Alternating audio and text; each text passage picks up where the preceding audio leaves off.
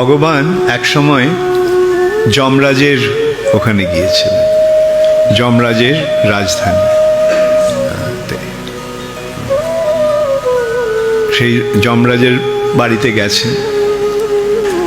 তখন ভগবান শুনলেন যে ওই জমালয়ের দক্ষিণ দিক থেকে আর্তনাদের কান্নার শব্দ আসছে, আর্তনাদ করছে মানুষ। বেদনায় যেমন মানুষ চিৎকার করে সেরকম আর্তনাদের শব্দ আসছে। তো ভগবান জিজ্ঞাসা করলেন যমরাজকে যে এই আর্তনাদের শব্দ কেন, কোত্থেকে আসছে? যমরাজ বলল ওটা নরকে ওরা দণ্ড ভোগ করছে, ওরা যন্ত্রণা পাচ্ছে। কেন? কেন ওরা পাপ করেছে, তাদের পাপ কর্মের ফলে তারা দণ্ড ভোগ করছে। তো ভগবান ভাবলেন যে এরা আমার সৃষ্ট জীব, তো এদের এই যন্ত্রণার থেকে একটা উদ্ধারের উপায় উদ্ভাবন করতে হবে। তখন ভগবান কি করলেন? তিনি সেইখানেই এক নারীকে সৃষ্টি করলেন। সেই রমণীটিকে, সেই রমণী হচ্ছেন একাদশী, অপূর্ব সুন্দরী এক রমণী।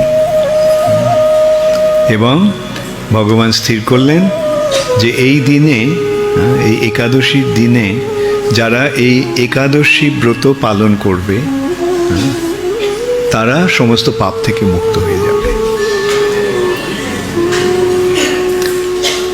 তো এইভাবে সকলে একাদশী ব্রত শুরু করলো, একাদশী ব্রত পালন করতে শুরু করলো, এবং তার ফলে যমালয় খালি হয়ে গেল। যমরাজ খুব খুশি হলেন যে ঠিক আছে, এখন ওই সমস্ত কাজ আর করতে হবে না, সারাক্ষণ বসে আমি হরে কৃষ্ণ মহামন্ত্র কীর্তন করব। কিন্তু পাপ পুরুষের এক মহাবিপর্যয়ের সৃষ্টি হল। পাপ পুরুষকে পাপ, সমস্ত পাপ নিয়ে এক ব্যক্তির সৃষ্টি হয়েছে, তার নাম পাপ পুরুষ। বিভিন্ন পাপ দিয়ে তার শরীর রচনা হয়েছে। যেমন ব্রহ্ম হত্যা হচ্ছে তার মাথা, এইভাবে নানা রকম পাপ, তার হাত, তার বুক, তার পা, তার পেট। এখন পাপ হচ্ছে না, তখন সেই পাপ পুরুষের মরো অবস্থা। সে একদিন ভগবান দেখলেন যে পাপ পুরুষ কোনো রকমে কষ্ট করে তার কাছে আসছে। তো ভগবান জিজ্ঞাসা করলেন যে পাপ, তোমার এই অবস্থা কেন?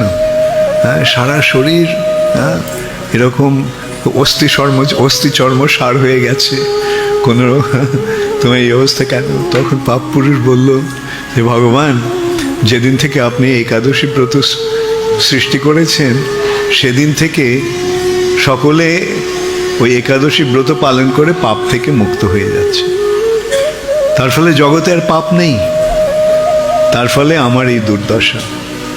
তা আমিও তো আপনারই সৃষ্ট জীব, তো আমার উদ্ধারের একটা, আমার জীবন ধারণের, জীবন রক্ষার একটা উপায় আপনি করুন।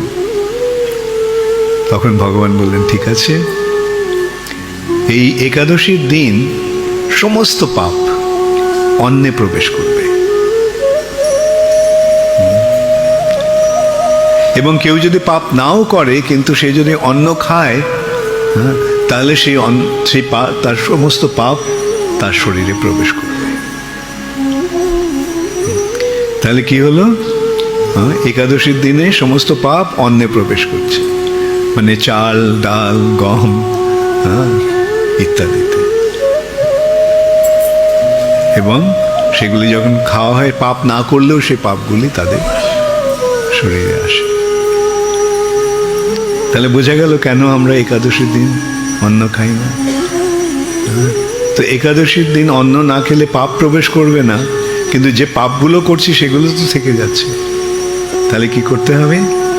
একাদশী ব্রত যথাযথভাবে পালন